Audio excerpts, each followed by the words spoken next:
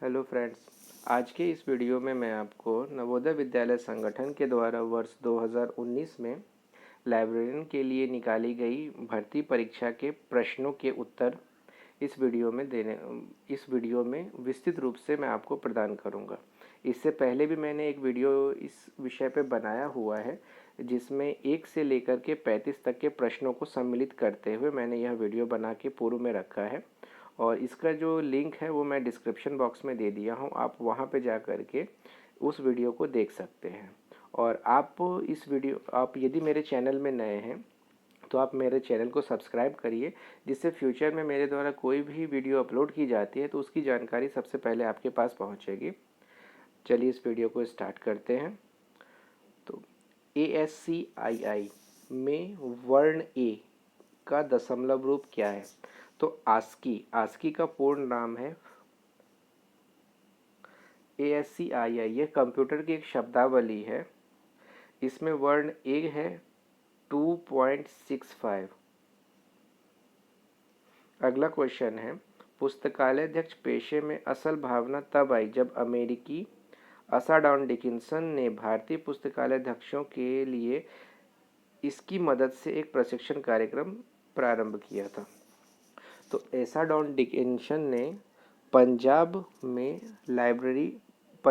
Library primer का प्रशिक्षण प्रारंभ किया था और भारत में सर्वप्रथम पुस्तकालय विज्ञान में प्रशिक्षण का कार्य का श्रेय वर्ष 1911 में सर सियाजी राव गायकवाड़ द्वितीय, जो बड़ौदा रियासत के महाराजा थे, उनको जाता है।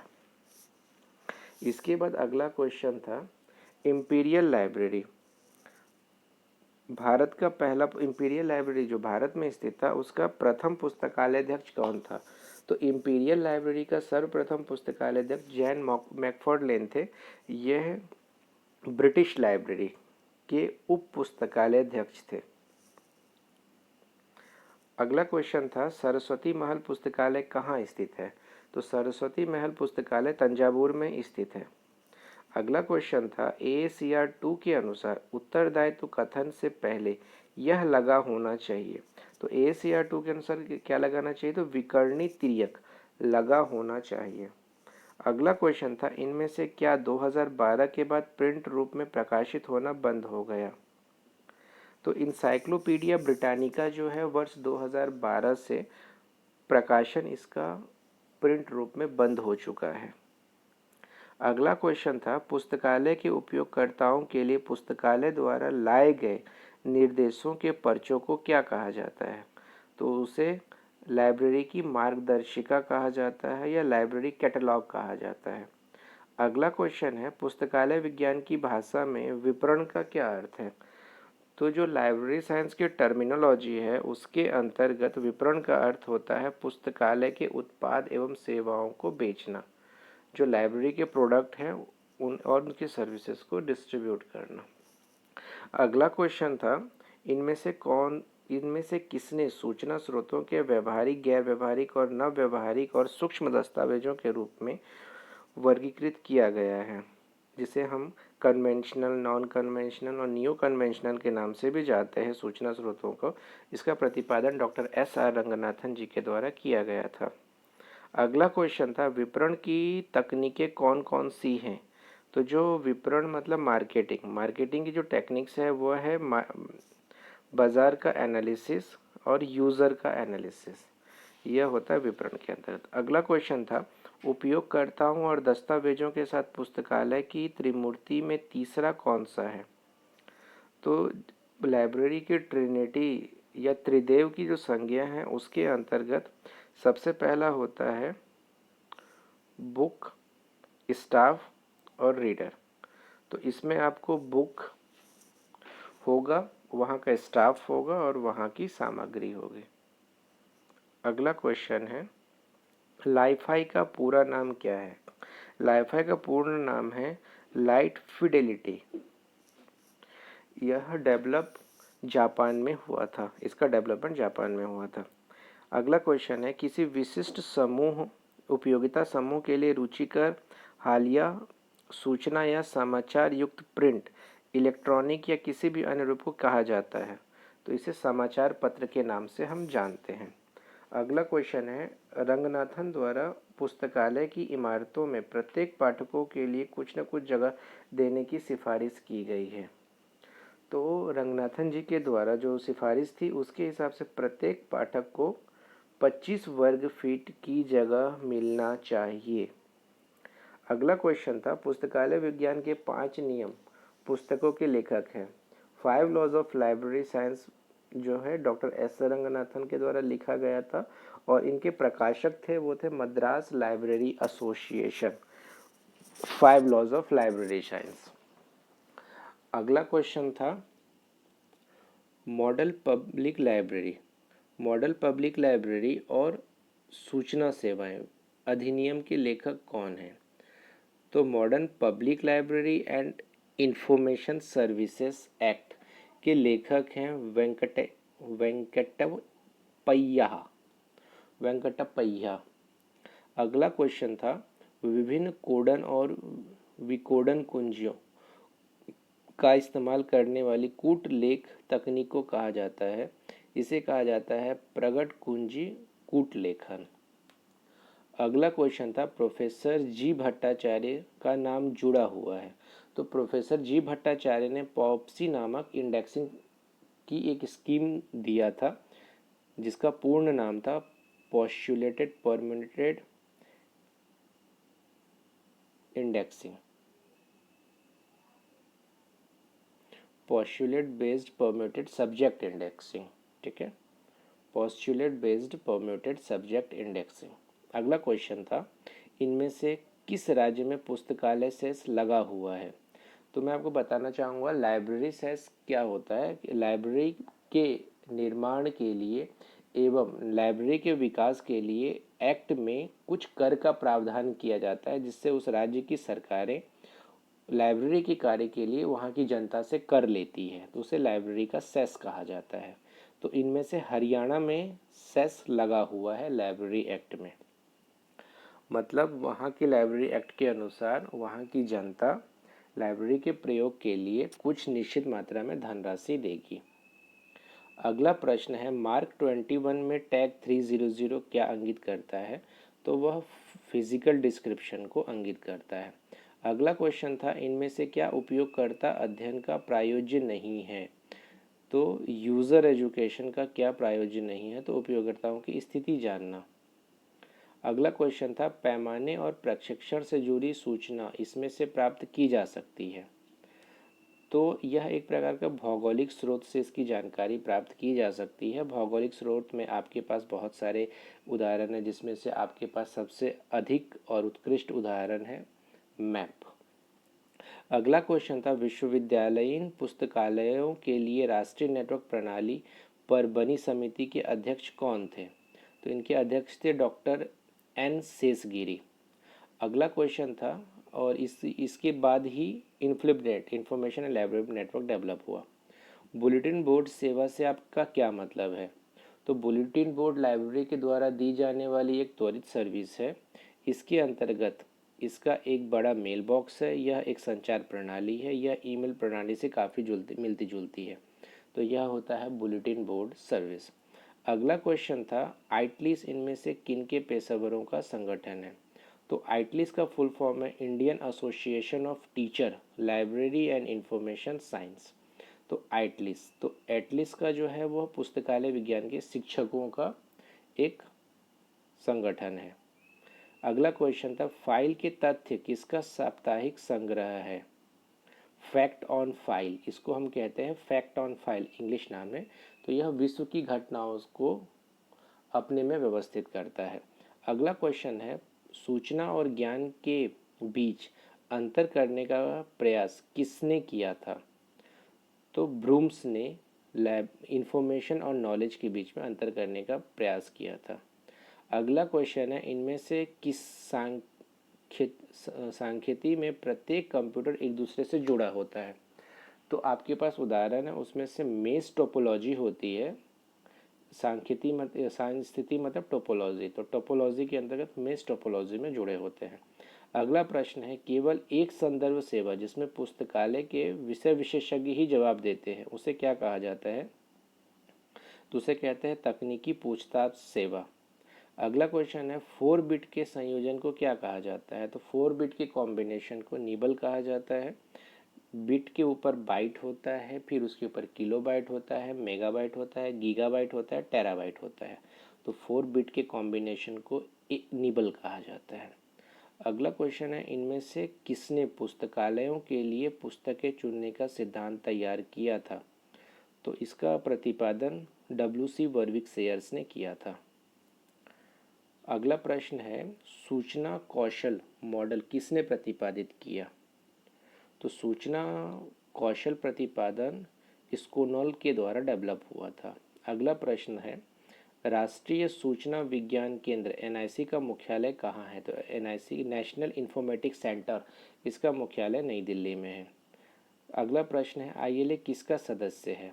तो आपके पास ऑप्शन है, तो इसका नाम है इंडियन लाइब्रेरी एसोसिएशन। वर्ष 1933 में इसका स्थापना हुआ था। यह इफ्ला और राष्ट्रमंडल पुस्तकालय संगठन का सदस्य है। अगला प्रश्न है इनमें से क्या पुस्तक राष्ट्रीय पुस्तकालय का काम नहीं है? तो आपके पास कुछ ऑप्शन दिया है। इसमें से राष्ट्रीय पुस्तकालय युवा पुरुषों और महिलाओं को विभिन्न क्षेत्रों की व्यापक और गहन समझ नहीं प्रदान करता। अगला क्वेश्चन था विश्वकोश अमेरिकाना इंसाइक्लोपीडिया में कितने अंक होते हैं? तो इंसाइक्लोपीडिया ऑफ अमेरिकाना में 30 अंक होते हैं।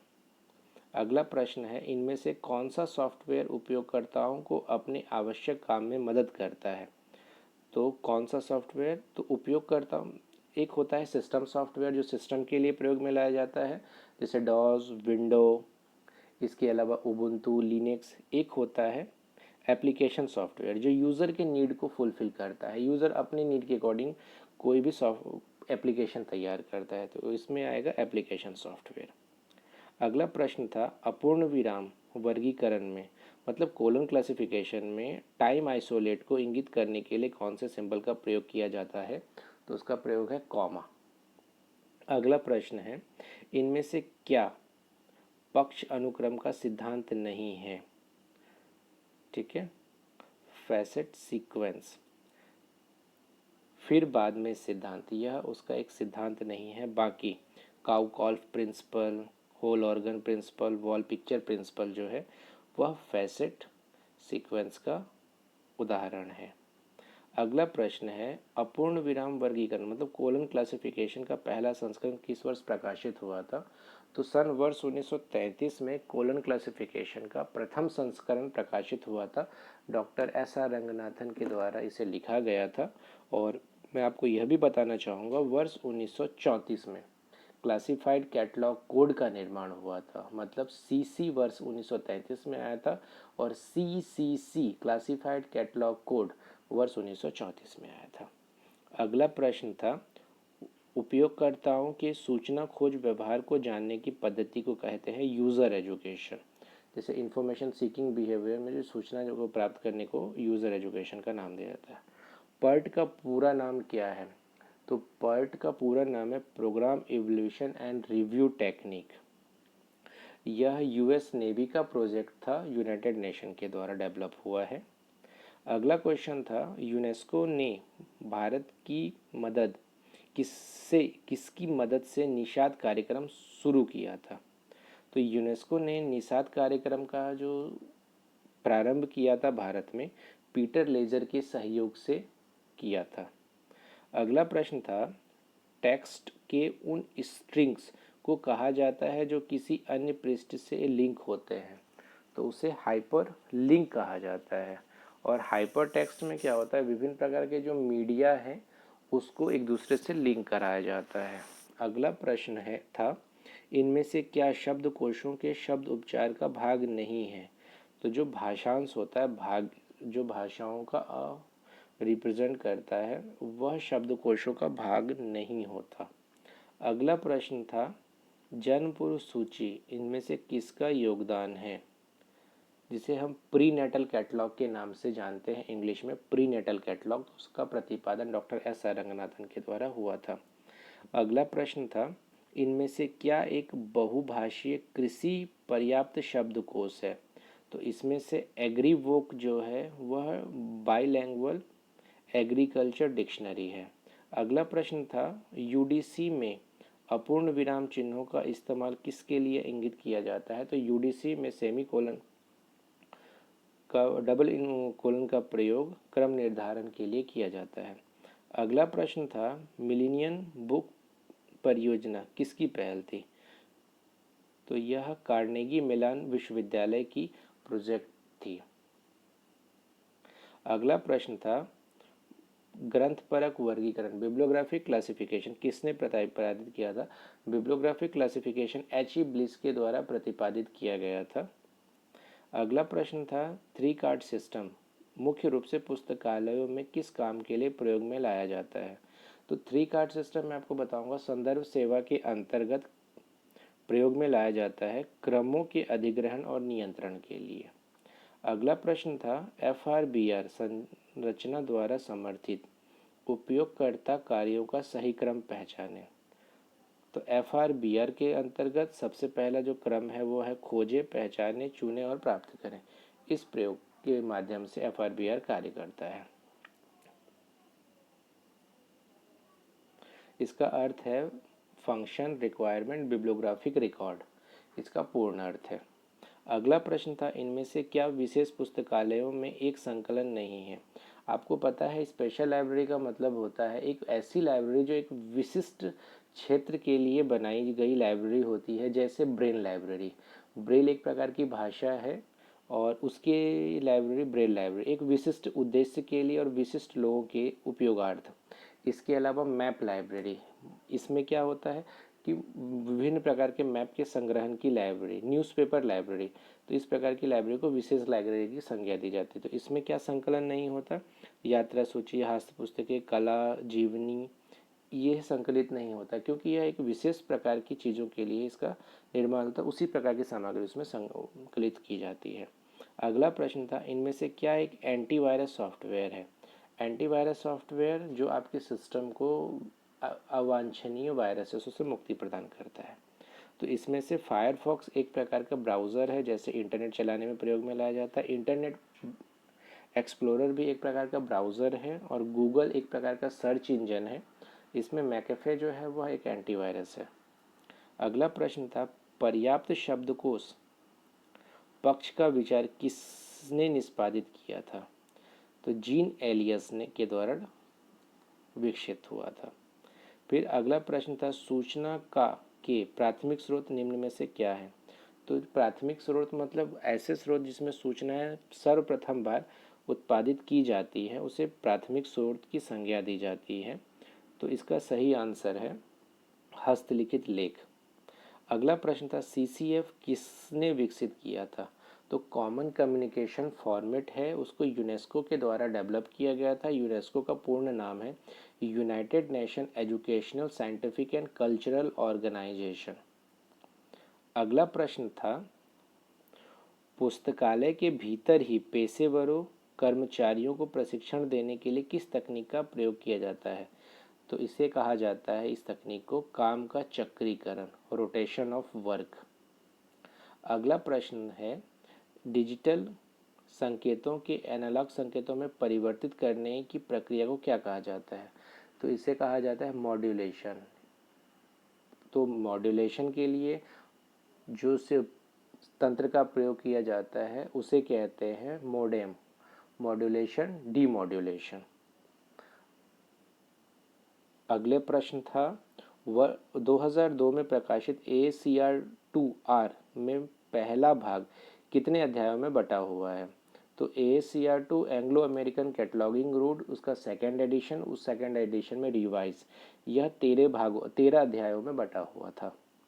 अगला प्रश्न था पुस्तकालय प्रबंधन के साथ प्रबंध के वैज्ञानिक सिद्धांतों का वर्गीकरण किसने किया था? तो लाइब्रेरी मैनेजमेंट में साइंटिफिक मैनेजमेंट का प्रयोग किसने किया था? तो ये थे E.J. इवांस के द्वारा। अगला प्रश्न था इनमें से क्या मार्क अभिलेखों का एक खंड नहीं है? तो मार्क में क्षेत्र संबंधित नहीं है। अगला प्रश्न था मार्क 21 में इनमें से किस स्थान पर DDC संख्या होती है। तो मार्क में 082 में डीडीसी की संख्या होती है, 082 में। अगला प्रश्न था बुक इन प्रिंट का प्रकाशन कौन करता है? बीआईपी। तो बीआईपी का प्रकाशन वॉकर कंपनी के द्वारा किया जाता है, वॉकर। अगला प्रश्न था सूचना, साक्षात्कार, इंफॉर्मेशन लिटरेसी, इनमें से कौन सी गतिविधियां शामिल नहीं हैं? तो इंफॉर्मेशन लिटरेसी में सूचनाओं को भेजना सम्मिलित नहीं होता। इस समस्त वीडियो में मैंने इस 2 भागों में इसको बनाया हुआ है और यह वीडियो नवोदय विद्यालय के संगठन के द्वारा वर्ष 2019 में पूछे गए ग्रंथपाल के प्रश्नों और उत्तरों को विस्तृत रूप से मैंने आपको जानकारी के रूप में